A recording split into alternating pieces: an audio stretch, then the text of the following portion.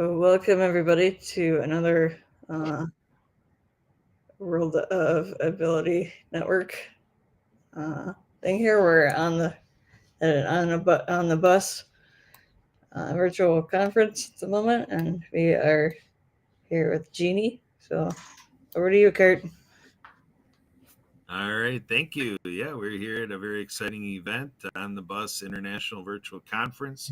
Check it out on the bus.biz. Go to the events option. When you're on the events page, it'll show you a calendar. Click on Thursday, December 4th, 2025. There'll be a hyperlink there. It'll take you to onthebus.biz/conference. And when you click to that and open up the conference page, it'll have the link to join us right here, where all of us are talking right here on the floor.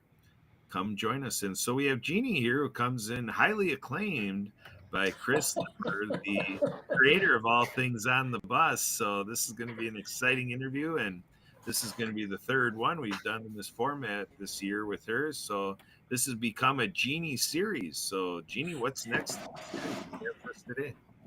Wow. So I tell you, with all the changes that are going on in the world right now, it's nice to know that there are people out there that keep up with the changes and make it where the changes are not a bad thing, because most people don't like changes, right?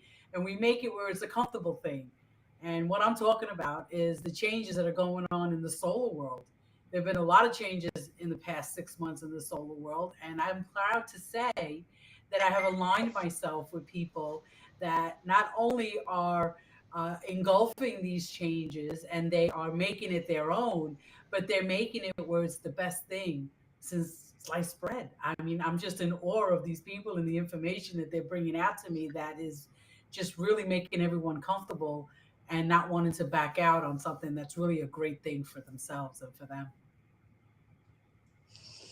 Excellent. Yeah. Yeah. Good commentary. Good observation. So, Jeannie, what is it that you do as a member of On the Bus and networking and so forth, and being a part of the On the Bus family? What's your role as a member of the family? Pretty much, I create chaos. No, kidding. There's always got to be one. All right. There's always got to be one. Like I found the dance button, the wave button, all those things. And I just kind of shared everyone with all the things that they can do on the floor, just to be a little something different, right? But really what I do within the world of the bus or the international trade show or in Chris's world is I like to think that I bring a little sunshine and a little liveliness to what's going on and just kind of take things on the light side versus to just really being all about business. So I like to think that I'm that person. All right. Yeah, you definitely are. I agree with you. I like to think you are that person as well. So, Thank you. so in terms of business value, what is it that you deliver to businesses? How do you serve us in our business? How does all that work? So I serve in very multiple different ways, and but when I say that, I mean that there are about 14 different businesses that I have underneath my belt. So, like, what I like to do is I like to sit with people and find out what their immediate need is, what their goal is in the future in their needs, and then what is it that you're looking to accomplish throughout a lifetime. And the reason that I ask those questions is because it makes a difference to which one of my businesses is the one that's going to work for you. Today, I'm representing the solar world. Solar panels that you put on your roof, and or if you want to have a solar farm, if you have that much property, that'd be great. Or if you have a commercial building that you're looking to either regulate that electric bill, because it does become sometimes a little challenging, because it just really, you feel like you stuck your finger in a socket when you open that bill. You get a shock. You open the bill, you look at the piece of paper, and you go like this. Oh my God. It's like you got no way out of it, but once that bill is open, because you just got to pay it. You have no choice. There's no options there, right? It's pay it or sit in the dark, and not too many people really enjoy sitting in the dark. So it's got to get you wrapped a little bit. But what I love about the solar world is that it doesn't have to have you wrapped. We can either regulate your payment where it's the same for the next 20 years, or we can make it that you have no payment. within a short period of time, depending on what avenue you want to take, which is why I like asking a lot of questions versus just giving a lot of answers that you might not even want to know the answers to those questions because they weren't your questions. There you go. So when you're talking about solar, I think about, my residence, where I'm at, that the power company by me, I'm in Milwaukee, Wisconsin, and where I happen to be in my village here, they had up until recent time the wires, the power lines that brought power to my house, they were up in the air. They were on, you know, electric poles, and they just recently did a project this past year to put it underground to help avoid some of the outages. What are you seeing in terms of solar, in terms of constancy of service, and that power always being available to the building from off of the solar panels? That's a great question, Kurt, and I love that you asked that question. And I'm going to give you a great answer. Are you ready for the great answer? I'm ready. Yeah. Okay. When you go solar, you are not completely dependent on just that solar. You're not really saying the solar is the only way I'm getting my energy. And I'm going to give you a quick synopsis on how it works, real quick. We get the energy from the sun, we turn it into a DC value because it comes in AC value. I mean, it comes in DC value when it turns into AC value. We feed it to your energy company, and your energy company feeds it back to you. So, in reality, we look at it like your checking account. Your payment for work goes into it every week, 2 weeks, month, however you get paid. You pay your bills, and you're always hoping that you have something extra left over on the end, right? And so this is how it works for the energy company as well. You feed them the energy that you're making on your roof via the solar panels. They hold on to it like your bank account. They feed it back to you as you need it. Now, like your bank account, you might put in $1, but you're never going to get back that same dollar you put in, but you're going to get back a value of $1.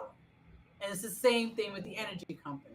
You're going to put the energy in, you're going to get back as much energy as you use. The idea of it, by the way, is not to use all that energy and to have a little bit of a bank just in case you decide that you're going to have company over. Or you decide that it's an extra hot day and I want to be able to turn the air conditioner up a little higher and not have to worry about paying extra money to the energy company because I ran out of energy from my panels. So the concept of it is feed the energy company so the energy company can feed back to you. So let's say something should happen to the solar panels, and I believe that's what you were alluding to. And then what happens? Does the building go dark? No, because your energy is actually coming from the energy company still. And they're taking payment of energy versus the payment of dollars. Does that make sense to you? Yeah, yeah, that's great. Yeah, it's good to Awesome. know. Yeah, because people always want that predictable success. So yeah, it's good to hear how it all works together and keeps us powered up. Because like right now doing this interview, Emily's got a call. She's getting a Oh, very important phone call. yeah. Is there a hotline? Is there a hotline like 1-800 Jeannie, and she's answering your There you call? go. There you go. There you go. Listen, life is good, man. Life is good. Yeah, yeah. So if folks want to dive in and continue the conversation with you, Jeannie, how do they reach you? Find your work? We got the solar, but you said there's many other channels, many other value points that Mhm. they can have a discussion to just kind of really come to you and see how you ultimately can help them entirely. How would they reach Yes. out to you and find what you're doing further outside of this event? So I tell you, I love simplicity. And so I really just like giving out my personal cell phone number and communicating through text. And there's a couple of reasons why I like doing that. One, because you have my personal number, I'm going to get your message. It's not going to get lost in an email trend or somewhere in cyberspace. And two, I will get back to you as soon as I'm finished doing whatever I'm doing. Like, for instance, right now I'm on this live. So if someone is trying to get in touch with me, I'm not going to be replying to them, but they're going to leave their answer or their question on my text. And then I get back to them as soon as I can. So it kind of helps out a little bit. And I think a third one is very important Do you ever call somebody and then by the time they call you back because the moment just wasn't right, you forgot why they called or why you called them? Well, that doesn't happen if you text me because you just put your question in the text, right? So now we can just pick up that conversation without the senior moment hitting us in every direction. And that number is 718-873-4242. One more time, 718-873-4242. I look forward to seeing your text.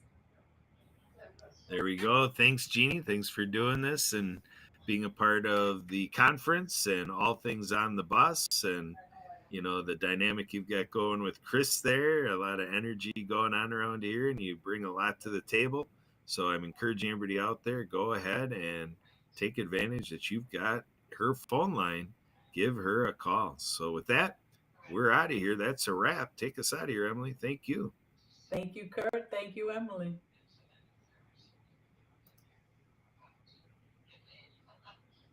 All right, Emily, are we still live? She's answering questions for me. She might be still on that phone call, and Yeah. I hope she clicked stop to the live. Emily, are we still live? You know what I'm going to do, since Emily, you're not responding, I'm going to go to the Facebook page and see if, and Emily, If we're if you still need live? to just put comments in the chat. But I'm going to Facebook to see if I can see your video. And then if it ended, it'll show me on that video. So on the bus. Let's see. On the bus. On the bus. Here, let me do Google search, facebook.com on the bus. Here, let's do the bus. For some reason, when I search for the page, it doesn't come right up. I'm pretty sure I'm subscribed to it. Surprised it didn't come right up. Here, I think I've got it here. 1.1K followers. Wow. Look at that. Look at that. All right. It still has the live button. And I hope